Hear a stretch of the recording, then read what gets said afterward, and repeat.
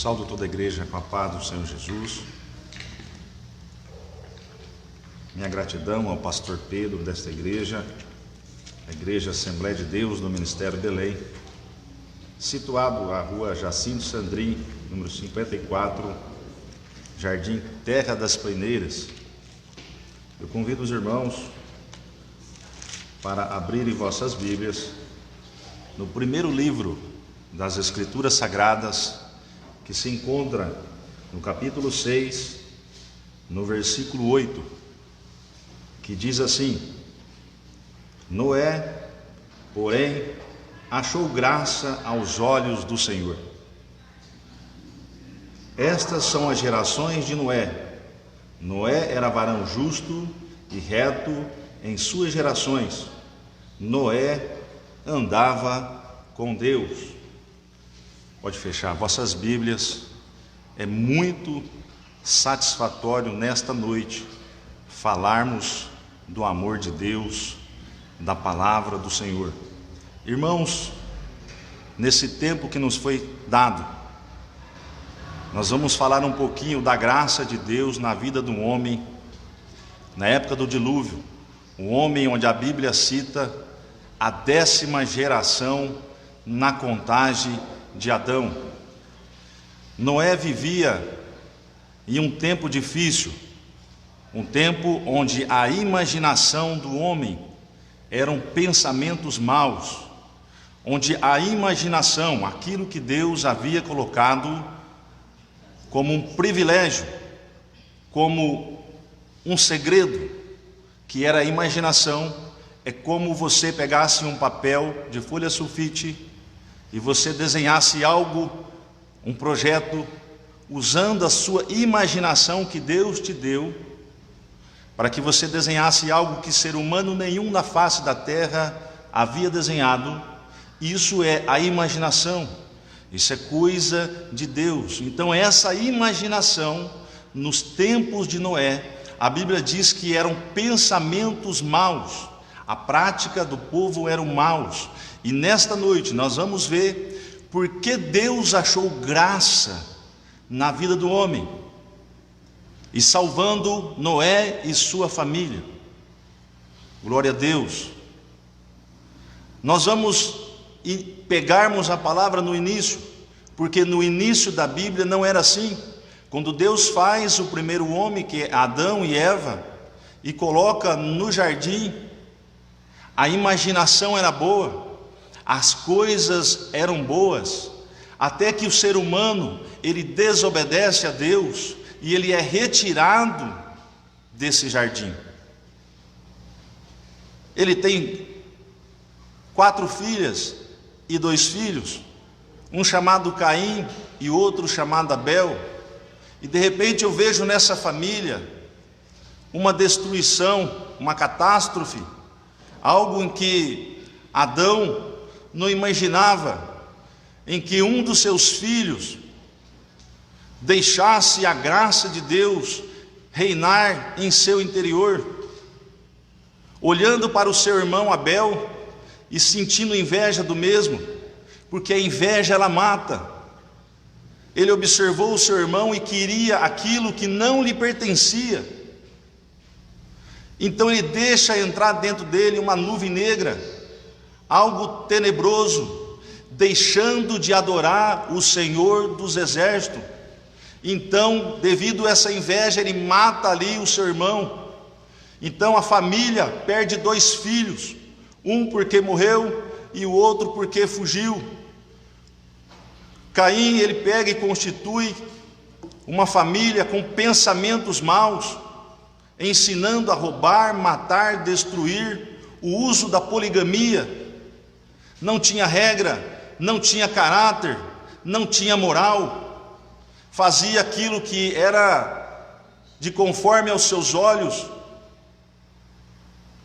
a um ponto de ter uma divisão, dele ser chamado essa geração de geração dos filhos dos homens. Isso trouxe uma tristeza enorme no patriarca da família, Adão.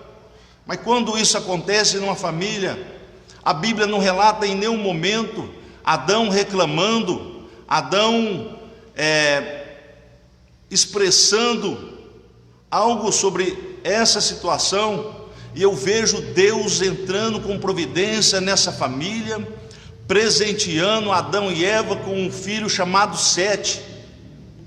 E agora Adão tem o privilégio de ensinar Sete a diferença de louvar a Deus com a diferença de adorar ao Senhor, porque no original a palavra avotar significa trabalho e ao mesmo tempo significa adoração. Então Adão, ele ensina o seu filho no caminho que deve andar, e o caminho que o homem, o pai de família, tem que ensinar os seus filhos, o caminho é adorar ao Senhor, é ser grato a Deus. Então Sete, quando ele recebe esse ensinamento de Adão e Eva, ele encontra o segredo. Eu acho muito lindo isso, quando o ser humano ele encontra o segredo de Deus. O segredo, ele abre portas sem senha, simplesmente porque ele é um adorador ao Senhor. Agora Sete, ele tem a responsabilidade de prosseguir nessa geração até chegar Noé. Ele tem a responsabilidade de ensinar também o seu filho. Ele tem um filho chamado Enos, e Enos dá continuidade nessa geração. Eu quero destacar quando chega na sétima geração.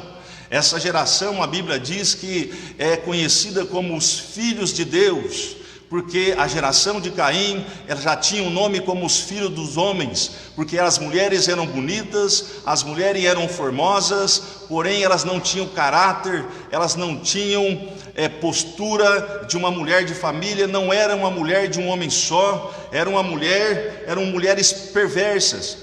Então Caim chamava-se a geração dos filhos dos homens, e quando chega na sétima geração, da geração de Sete, aparece um personagem chamado Enoque, conhecido como os filhos de Deus. E a Bíblia nos relata quando ele chega aos 65 anos, ainda com a presença de Adão, porque Adão nessa geração ele vive até a 9ª geração. O homem original, o homem que viveu com Deus no jardim, que falava com o Senhor face a face, ele era a imagem da geração. É muito importante o crente, o líder da família, ser a imagem na sua família. Então a imagem de Adão nessa geração fez toda a diferença. Então ele, com 65 anos, ele aceita o eterno Criador dos céus e da terra, e a Bíblia diz que essa geração, ela fica no seu apogeu de santidade, ela chega no topo máximo de relação com o Senhor, a um ponto de Deus pegar e transladar Enoque para si. Enoque é retirado da terra. Enoque andou 300 anos com o Senhor. Aonde o Senhor pisava, Enoque também pisava, porque Enoque ele ungia os seus olhos, Enoque ele ungia sua boca, Enoque ele ungia os seus ouvidos, ele estava integralmente na presença de Deus. E ele deixa um filho na 8ª geração, chamado Matusalém. Esse personagem eu quero destacar, um personagem que Deus deu o privilégio para ele de ser o homem que mais viveu na face da terra, vivendo 969 anos. Mas esse homem, quando Adão morre, aos seus 930 anos, Matusalém ele tinha a idade de 250. Ele também tinha um filho chamado Lameque, com 50 anos de idade. Agora esse personagem, ele perde o pai chamado Enoque, porque Deus havia transladado. Ele perde o homem original, a imagem o qual ele espelhava, o qual Deus agora também recolhe, e cai sobre os seus ombros a responsabilidade de conduzir essa geração, de ensinar os seus filhos e o filho dos seus filhos a adorar ao Senhor dos Exércitos, a manter a graça do Senhor, a permanência dentro da geração. E essa responsabilidade muitas vezes cai sobre mim e cai sobre você. Essa responsabilidade caiu sobre esse personagem chamado Matusalém. Glória a Deus.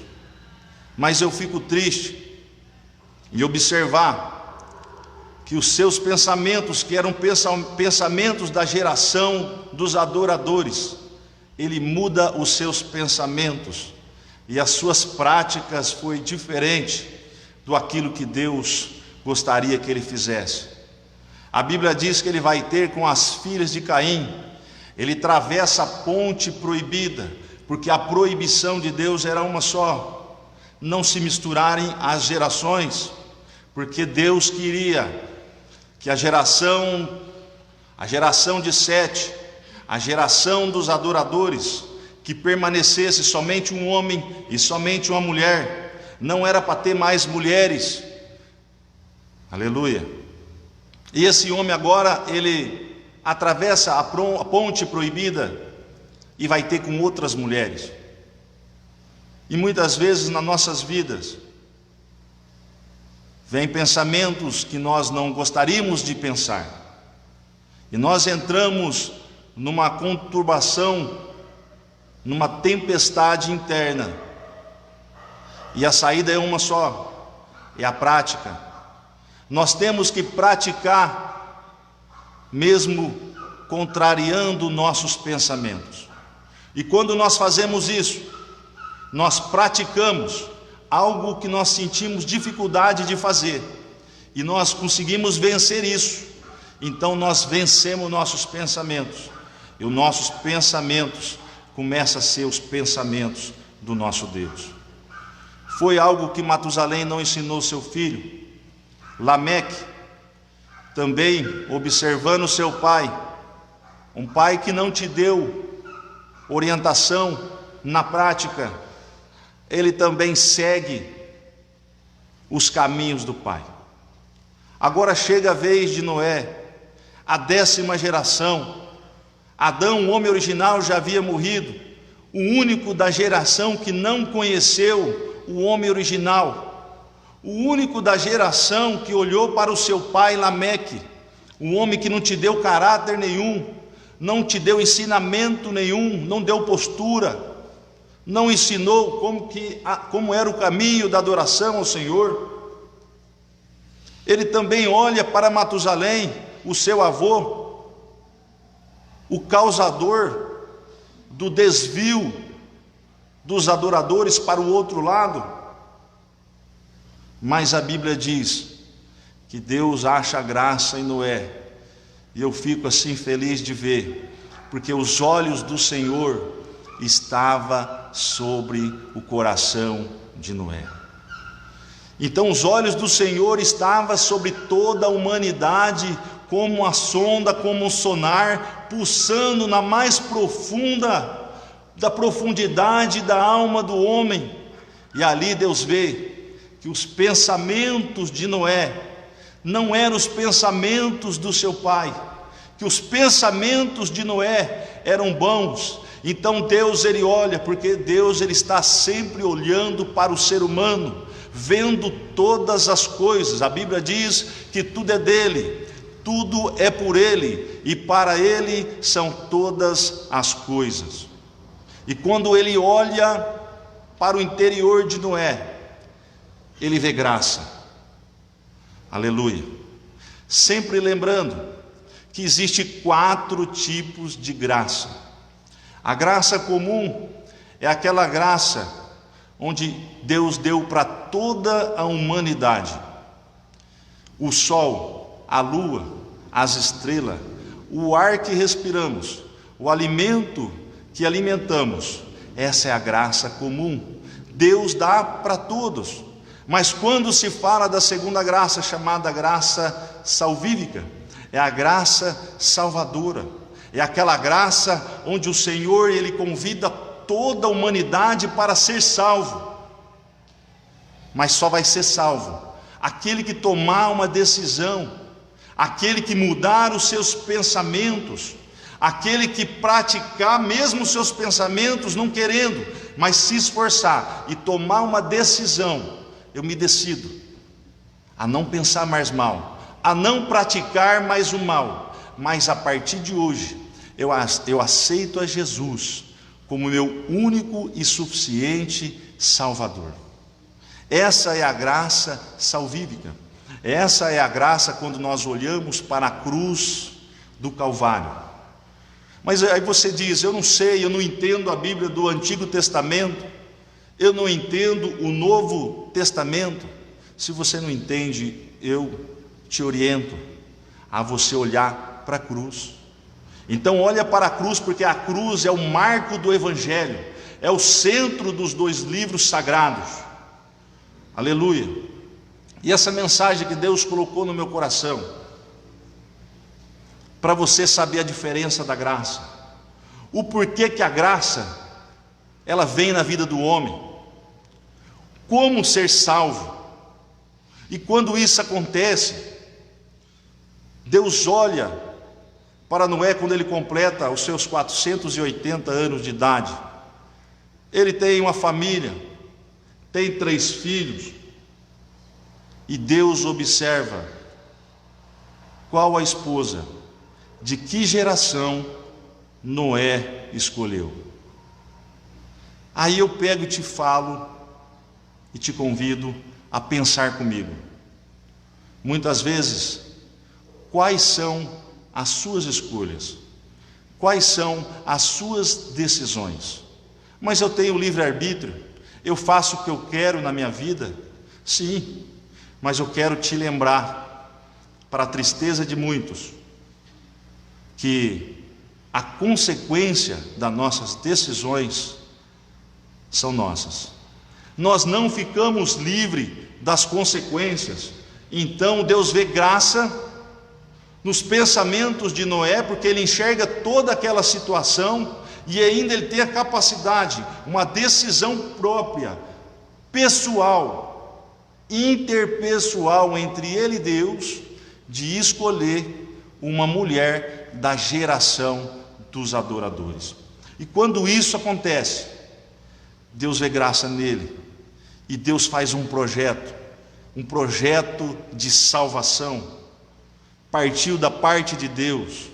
Deus fala com Noé: Noé, você agora vai construir um barco. Aleluia.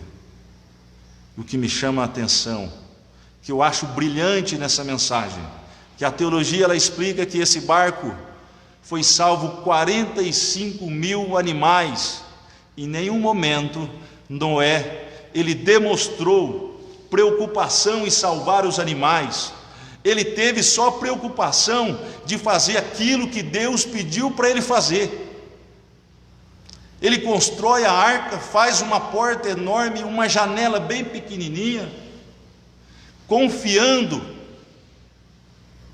que nessa porta iria entrar aquilo ou a quem Deus quisesse. Então, meu querido, nessa mensagem, receba a graça de Deus na sua vida. É o que eu desejo. Eu não sei qual que é a sua situação. Se você quer salvar o seu casamento, se você quer salvar a sua empresa, se você quer salvar os seus amigos, se você quer se salvar e receber essa graça, aleluia, construa sua arca, construa o seu projeto, confia no Senhor, aceita esse segredo, essa confiança, essa entrega ao Senhor. Não é difícil ser cristão. Quando nós chegamos na igreja, recebemos uma palavra chamada regeneração. Essa regeneração simplesmente é mudança de comportamento. A mudança de comportamento e aceitar Jesus dentro de você é o que vai te salvar. É simples assim. É você voltar a ter caráter, é você voltar a pagar as pessoas, é você voltar a não desfazer das pessoas, é você ser uma pessoa, viver com uma vivência simples, uma vivência humilde, mas cheio da graça de Deus. E quando a pessoa ela chega nesse estágio, pode ficar tranquilo, porque as bênçãos de Deus estão sobre aqueles que aprendeu a adorar ao Senhor. E quando Deus fala com Noé, Deus fala para Noé: Noé, o tempo do homem na terra, a partir de agora, é de 120 anos. Sabe o que é isso? Quando ele tinha 480 anos, o dilúvio ocorreu no ano 2256, na contagem de Adão, na primeira quinzena, quando ele completa 600 anos de idade. Esses 120 anos é a misericórdia de Deus na minha vida e na tua vida. É o tempo que Deus nos dá para nós pensarmos, para nós decidirmos. Agora, esse tempo, meu amigo, ele tem validade. O tempo ele tem validade para mim e para você. Nós não somos seres imortais, pense nisso. Aproveita o tempo da sua vida para você tomar essa decisão antes que seja tarde. O tempo se passou. Quando Deus falou 120 anos, parecia-se muitos anos, mas o tempo chegou. E a Bíblia diz que as placas tectônicas, o grande abismo se abriu e houve-se o grande dilúvio, e Deus salvou uma família chamada Noé e mais as suas noras e os seus filhos. Que Deus possa abençoar a sua vida, meu querido, que Deus possa transformar a sua vida grandemente. Eu fico lembrando dessa palavra transformação, me lembro quando o apóstolo Paulo, o escritor de 13 cartas do Novo Testamento, quando ele fala a carta aos Romanos, no capítulo 12, ele fala: transformai-vos, transforma a sua vida. É você que tem que fazer isso. Aleluia. Ele escrevia essa carta para irmãos que estavam em Roma, ele nem conhecia, mas ele sentia o desejo de ensiná-los. Olha, não nega a fé, mantenha a sua fé, transforma a sua vida. Através da sua vida, você vai transformar a sua esposa, os seus filhos. Não nega. Eu quero deixar essa palavra para você nesta noite, no nome de Jesus. Quero fazer uma breve oração para que Deus venha abençoar a sua vida, os seus propósitos, os seus sonhos, que Deus possa entrar na maior profundidade da sua alma e enxergar e ver os seus pensamentos, se estão sendo justos, se estão sendo retos.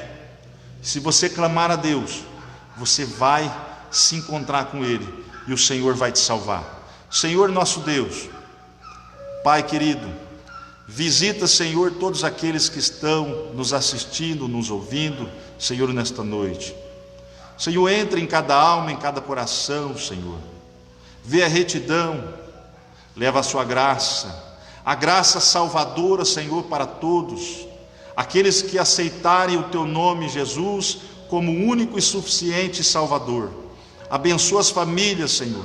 Abençoa aqueles que têm o desejo de chegar ao Senhor. Ajuda com a Tua misericórdia, com a Tua graça salvadora, Senhor. Em nome de Jesus, nós te oramos. Amém. Deus abençoe.